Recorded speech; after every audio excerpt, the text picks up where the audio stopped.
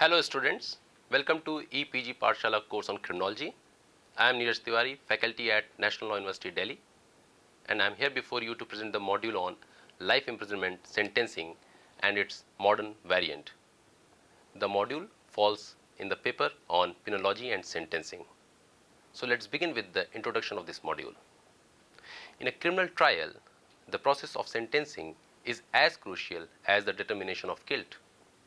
The court's endeavor is invariably to achieve the just sentence in every case. The exercise to reach to a just sentence could have been easier if the Indian Penal Code, hereinafter referred as IPC, would have provided a structured sentencing scheme to guide the trial judge in the matter of sentencing. But in reality, the IPC only prescribes a range of punishment for most of the offences and leaves scope for judicial discretion in determining the quantum of sentence. In such cases, there may come conflicting opinion as to the quantum of punishment.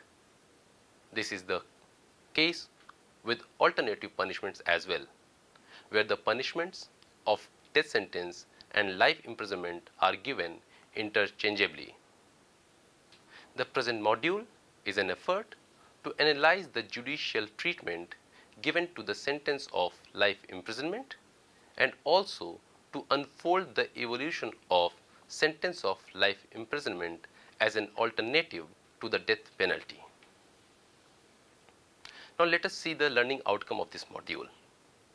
The object of this module is to make the learners understand the meaning of life imprisonment, to provide a statutory scheme dealing with sentence of life imprisonment, and to apprise the students of the development of life imprisonment as an alternate to death sentence. Meaning of imprisonment of life. Life imprisonment is one of the punishments enumerated in section 53 of the IPC. Section 45 of the IPC defines life as the life of a human being. Section 57 of the IPC equated the term of life imprisonment to 20 years for the purposes of calculation of the fraction of terms of punishment. A conjoint reading of these provisions will show that the punishment of life imprisonment means imprisonment for the remainder of convict's natural life, and the expression unless the contrary appears from the context in section 45 IPC suggests that in some cases the punishment of life imprisonment may be reduced to a definite period of time. On the other hand, under the new code, the appropriate government is vested with the power to grant commutation and remission under sections 432 and 433.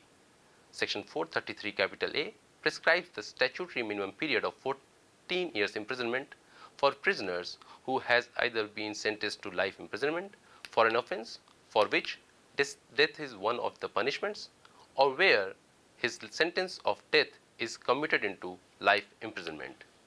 It is clear that section 433 capital A contemplates an earlier exercise of power of commutation under section 433. Now let us discuss the paradigm shift in award of death sentence as a reason for evolution of present life imprisonment.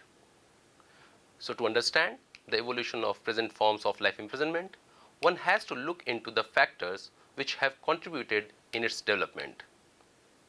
Under the old Code of Criminal Procedure of 1898, the death sentence was made as the rule. Section 367 subclause 5 of the old code provided if the accused is convicted of an offence punishable with death, the court sentences him to any punishment other than death. The court shall, in its judgment, state the reasons why sentence of death was not passed.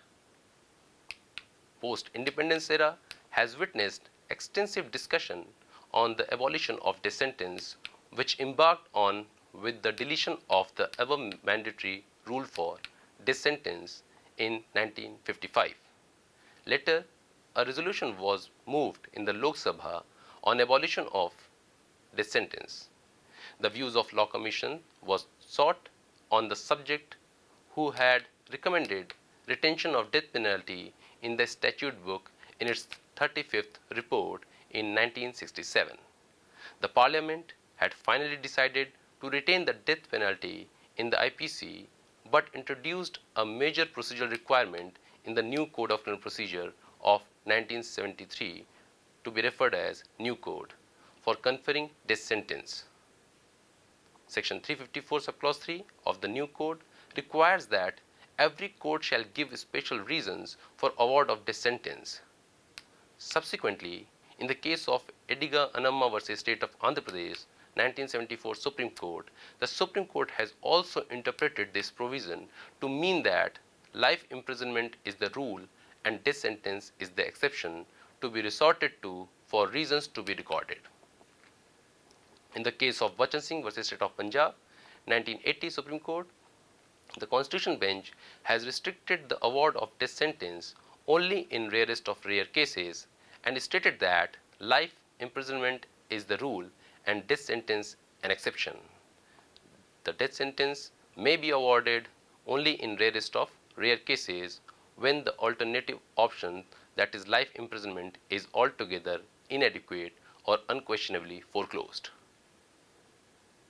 Let us understand the judicial understanding of life imprisonment at pre-Swami Shraddhananda era. The judiciary also, for the purposes of punishment, distinguishes cases where life imprisonment is the maximum punishment and where life imprisonment is an alternative to the death sentence, or where death sentence has been substituted with the sentence of life imprisonment. In the former case, a life imprisonment simpliciter is awarded, that means imprisonment for full life subject to remission.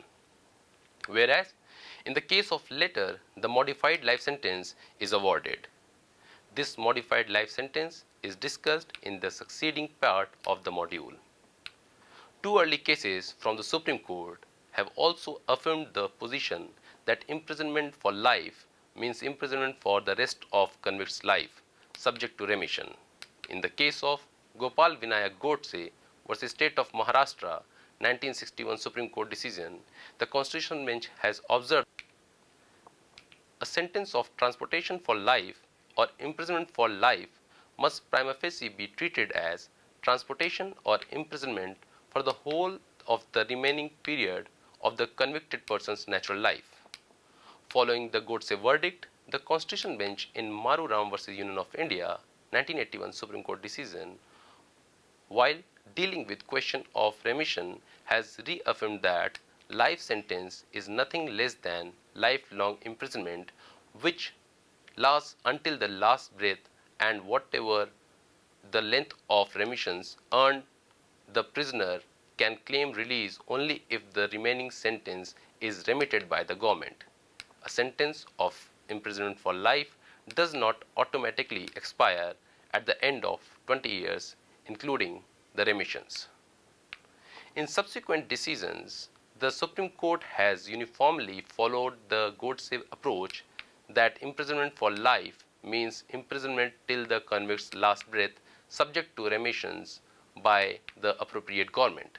Therefore, unless the intervening act of remission crops in, the terminal point of the sentence of life imprisonment will be the last breath of the convict, which would not change at all. Now let us discuss the judicial creativity in sentence of life imprisonment. The abolition movement of death sentence has impacted significantly the regime of life imprisonment.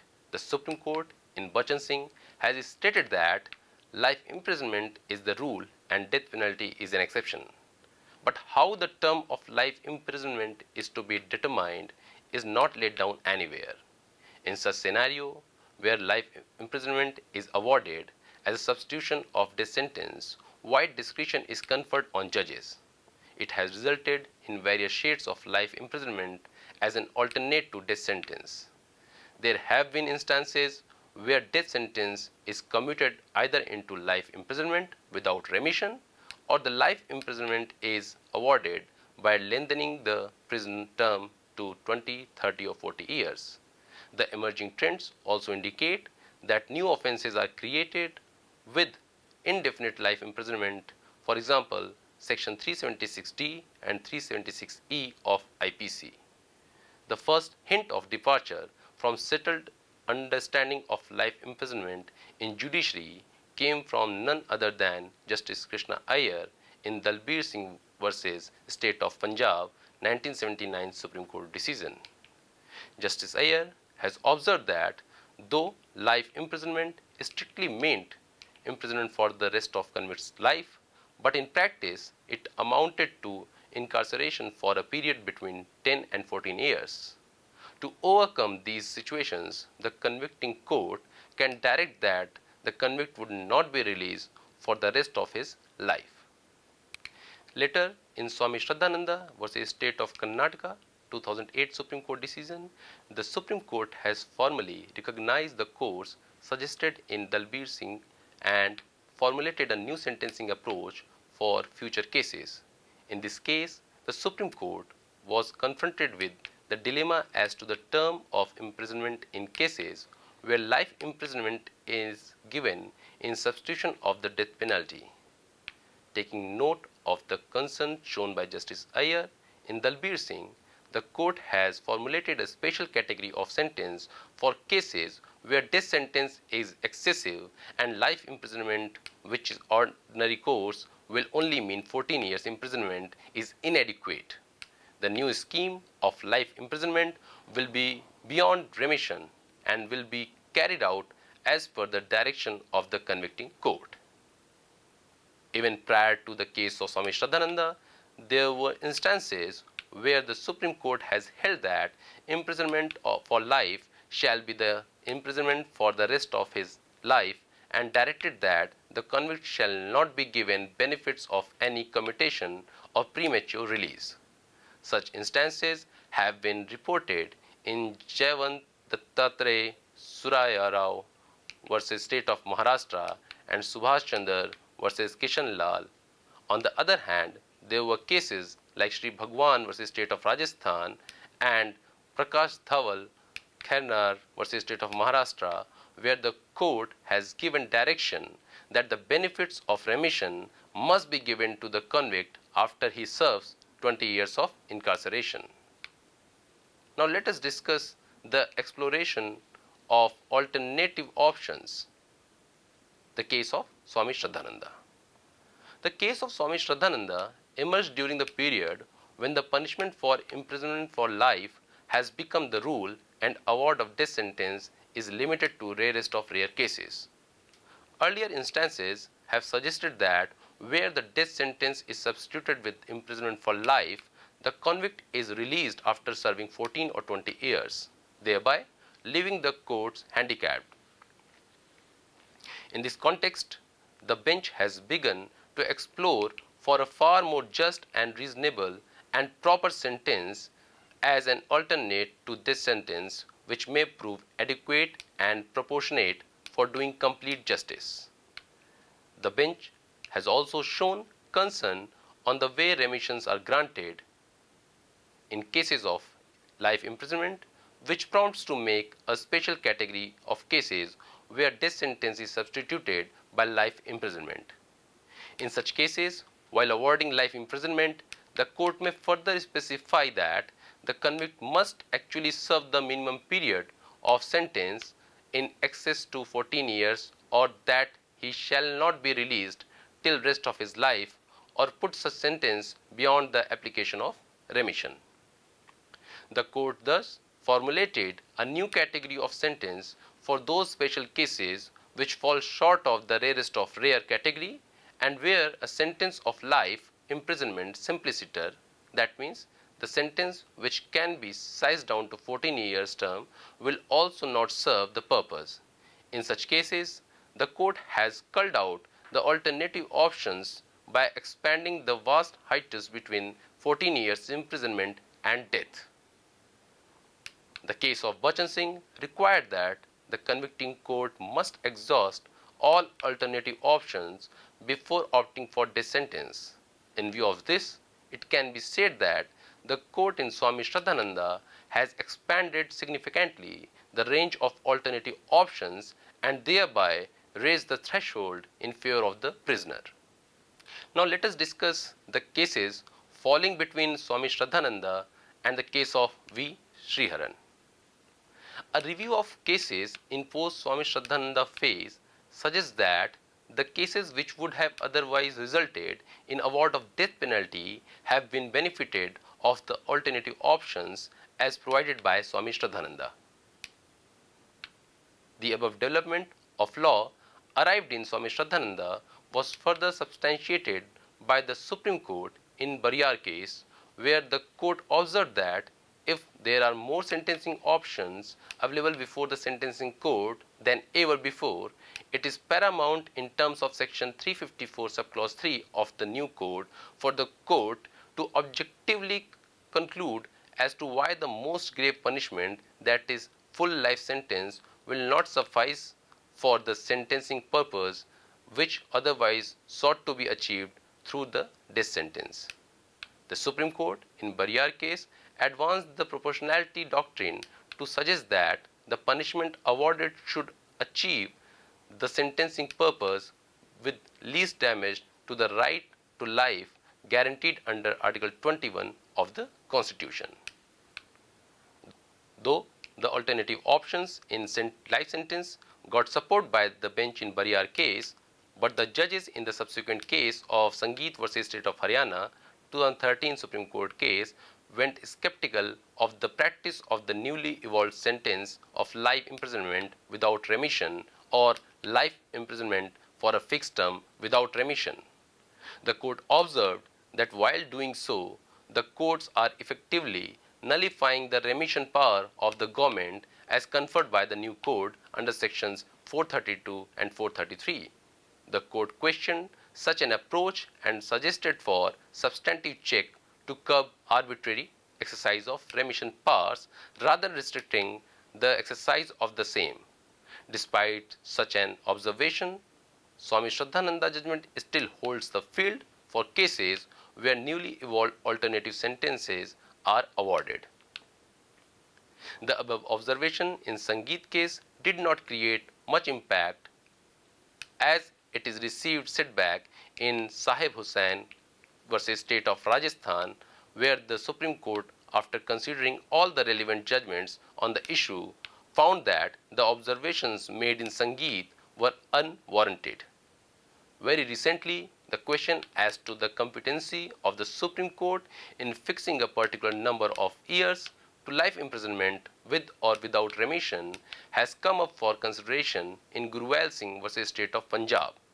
The court has rejected the writ petition filed by the convict for converting his sentence from 30 years jail term without remission to life imprisonment simpliciter.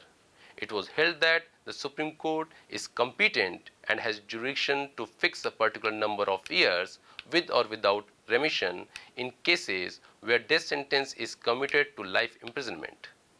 The court justified by stating that such power can only be exercised in cases where the death sentence has been commuted to life imprisonment, and it does not apply in all the cases wherein the person has been sentenced to life imprisonment simpliciter. Now let us discuss the case of V. Sriharan, and to be known as the culmination of judicial innovation till this point.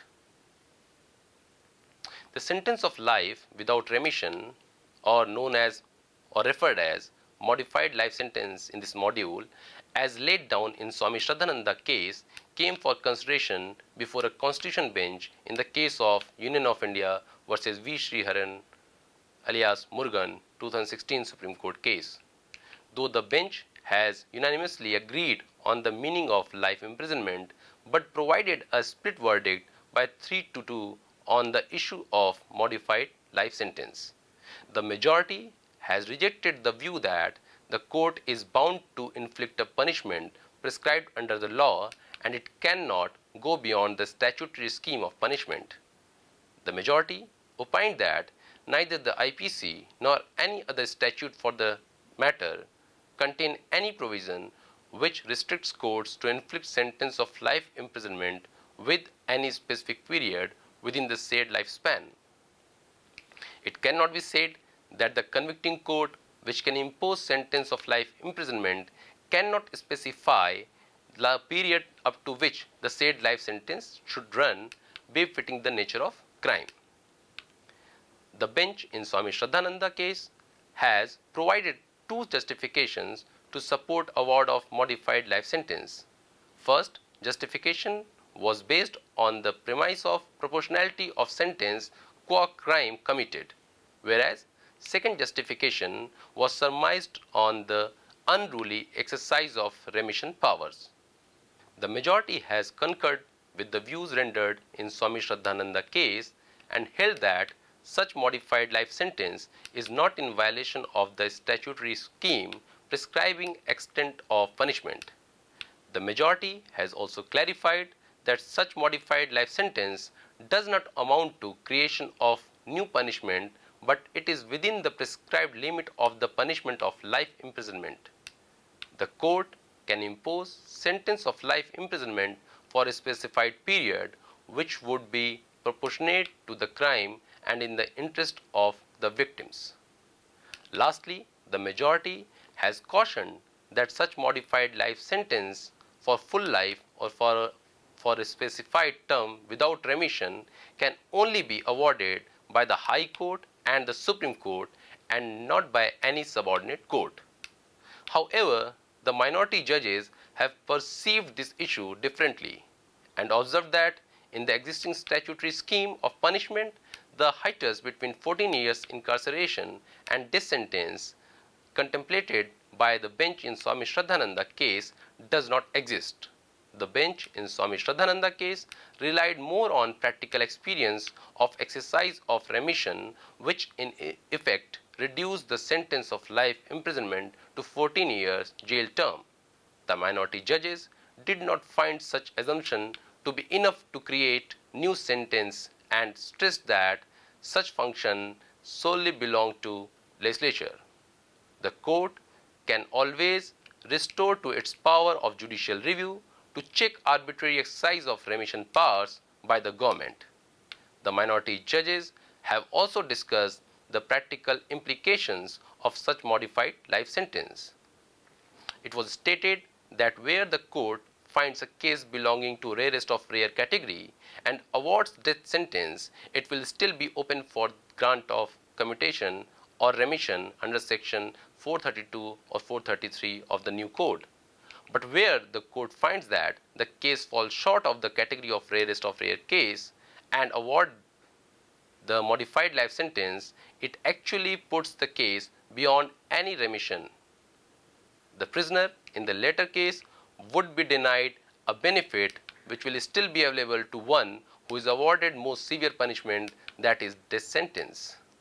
The minority judges were of the opinion that the Parliament has set the mandatory minimum period of imprisonment at 14 years in section 433 capital A of the new code, and the prisoner is entitled to apply for remission after serving the minimum mandatory period. Prescribing any further period of imprisonment beyond the scope of remission would amount to creation of new punishment by the court, which is impermissible. Therefore, as can be seen that the minority and the majority decision in the V. Sriharan case speaks or takes two different views, but ultimately the majority rule prevails, which has reaffirmed the stand taken by the Supreme Court in Swami Shraddhananda case. Now let us talk about another variant of life imprisonment, that is consecutive life imprisonment. There may be two situations in which consecutive life sentences may be awarded. First, where several offences punishable with death sentence are committed in one transaction and the convict is awarded life imprisonment for every such offence. Second, where the convict is serving life sentence and committed another offence when out on parole is awarded life sentence for the subsequent offence. Section 31 of the new code deals with the first situation, whereas section 427 subclause 2 provides solution to the latter.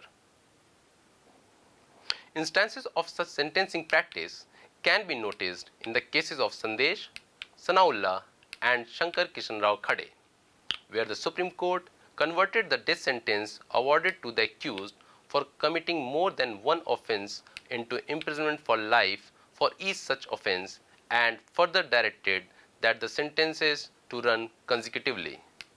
The Supreme Court in Shankar Kishan Rao observed that the individualized sentencing approach in death sentence cases has made the court wary of imposing death penalty and instead substituting it for fixed term sentences exceeding 14 years or awarding consecutive sentences. But the approach to award consecutive life sentences were doubted in the subsequent cases of O.M. Cherian and Duryodhan Raut. In light of conflicting decisions from coordinate benches on the permissibility of award of consecutive life sentences, the matter was placed before a constitution bench in Muthuramalingam versus State 2016 Supreme Court decision for final determination.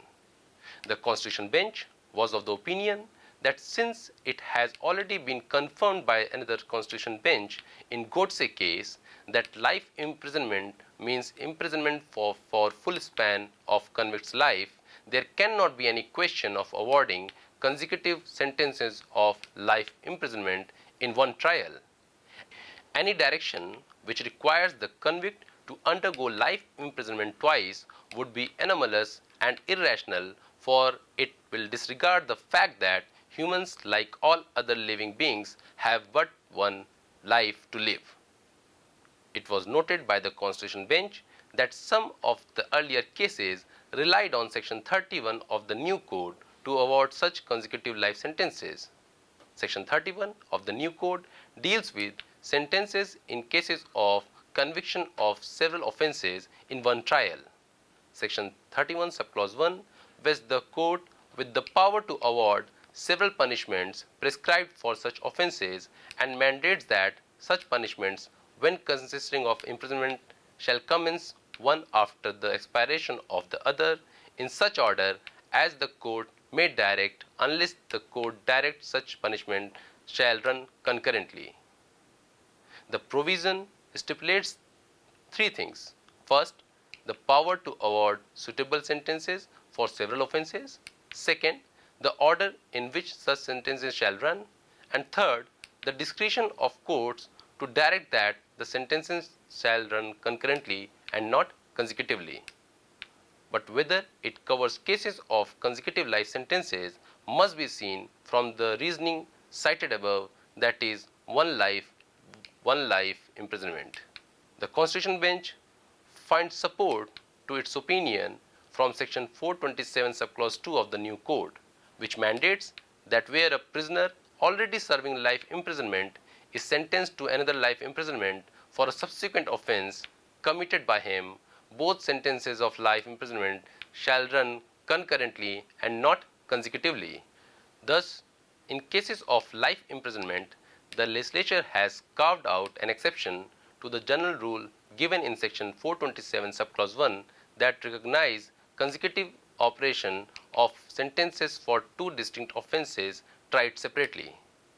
The Constitution bench concluded by stating that the logic under Section 427(2) must be extended to Section 31, which does not in explicit terms deal with the issue of consecutive of life sentence. Therefore, Section 31 subclause 1 must mean that sentences awarded for several offences shall run consecutively unless directed otherwise, except in cases where such sentences include life imprisonment, which can and must run concurrently. Where more than one life sentences are awarded, all will get superimposed over each other. In such scenario, if the prisoner is given benefits of remission or commutation in one life sentence, the benefits shall not ipso facto extended to the other. Now let us discuss the legislative nod to modified life sentences, which was brought by the latest set of amendments in the criminal law. So before summing up the above discussion on modern variant of life imprisonment, it is worth to mention the efforts of the legislature in introducing and recognizing sentence of life without remission in offences against women. The Criminal Law Amendment Act 2013 has brought many provisions where the courts are permitted to sentence the accused for the remainder of his natural life, that is Section 370, Section 376(2), Section 376 capital A, Section 376 capital D and Section 376 capital E of the IPC. It may be noted that through these amendments, the legislature has made explicit what was implicit in the Godse case, that is, imprisonment for life means imprisonment for the rest of convict's natural life. While formulating such sentencing scheme, the legislature has not foreclosed the right of prisoners to seek remission under the appropriate provisions. Summary. Now let us go through the discussion in the preceding paras and sum up what we have discussed so far. So, the above discussion takes us to the view that the approach of sentencing in death penalty has seen exhaustive treatment by the Indian Supreme Court since the year 2008. The endeavor of Swami Shraddhananda was strengthened in Bariyar and upheld in V. Sriharan case. Through these cases, the Supreme Court sought to evolve a punishment as an alternative to the death sentence, which is not only non-cruel and humane in nature but also proportionate to the crime committed. Now, in cases where death sentence is reduced to imprisonment for life, the court may resort to any of the following three sentences. First, a sentence of life imprisonment simpliciter, subject to any remission or commutation by the government under the statutory powers. Second, a life sentence for a fixed term of 20, 25 or 35 years. In these cases, the prisoner will be entitled to the benefits of remission or commutation only after the completion of the period of sentence. Third, a sentence for actual imprisonment for full life without any hope or scope of statutory remission or commutation.